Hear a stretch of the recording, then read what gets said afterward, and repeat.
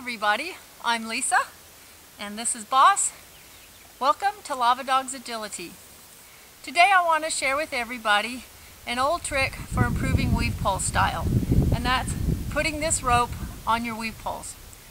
I love this old technique. It was shown to me many years ago by Nancy Guys, and I found it to be so beneficial for many dogs for many different reasons.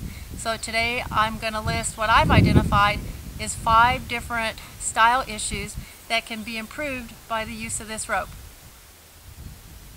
The first benefit of using this rope on the weaves is to help a dog learn to bleed their speed upon entering the poles. A frequent problem with highly driven dogs is that they'll come in between pole 1 and 2, and to bleed their speed off they learn to slam their right shoulder into pole number 2. There's a lot of problems that can come from that. The first one, of course, is injury over time to the right shoulder and to the neck. You'll see second poles popping, you'll see poles bucking up, you'll see the back end bucking up. Weave poles are very well pegged down these days. However, even though the poles don't dislodge, the dogs are taking a great deal of impact on their shoulder, and over time this will lead to injury.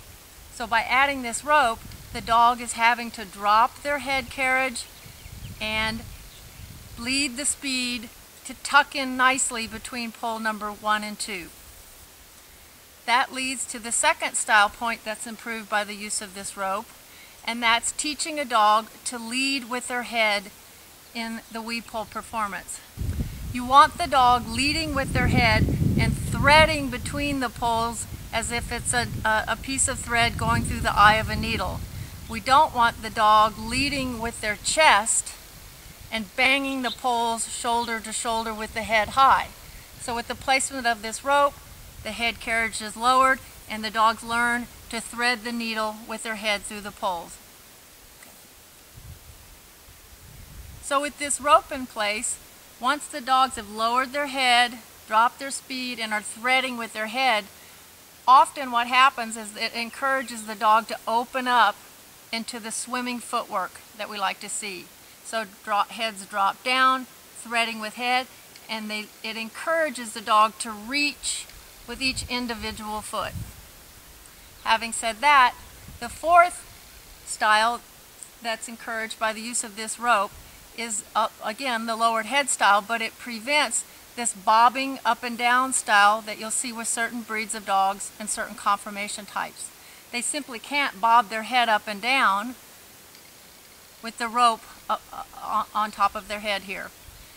The reason we don't want this popping up and down action is that it's just an inefficient use of energy. We want all that energy going forward. That's fast. Forward is fast, up and down is inefficient. The fifth little extra that comes with using a rope in the poles, besides encouraging good style, this is not related to style. However, if your dog is used to having a rope above their head like this, it's almost like a little yellow brick road. If you have a dog that tends to pop anywhere in this performance, the rope is almost like a dotted line for them to follow until they finish their performance. So when you first add this rope to your weave poles, you're going to want to have it very, very high. You can have it all the way up to the top.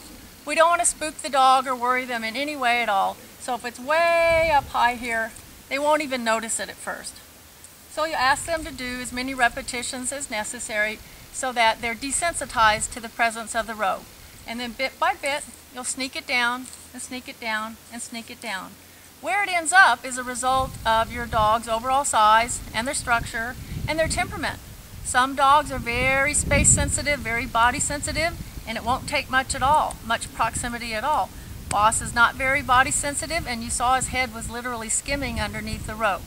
So you'll need to play around with this. It's a very fiddly thing, and you'll need to accommodate whatever your individual dog's idiosyncrasies are. I'm demoing this today with just 6 poles, but obviously you'd build on that and add it to your 12-pole weave performance. I'd like to end today by mentioning that ultimately your dog's structure is what will dictate their weave pole style. But by the use of this rope, our intent is to encourage safer, more efficient, faster style in your dogs. When it's removed someday, they will revert to what's most comfortable for them. But hopefully, in the process of using this rope, we've shown them more comfortable ways to execute the weave pulls. Okay, so hopefully everyone out there will find this useful. As I said, it's an oldie but a goodie, but I find it very useful in buffing out an improved weave pull style on all dogs. So that's it for today. Bossy and I will see you again.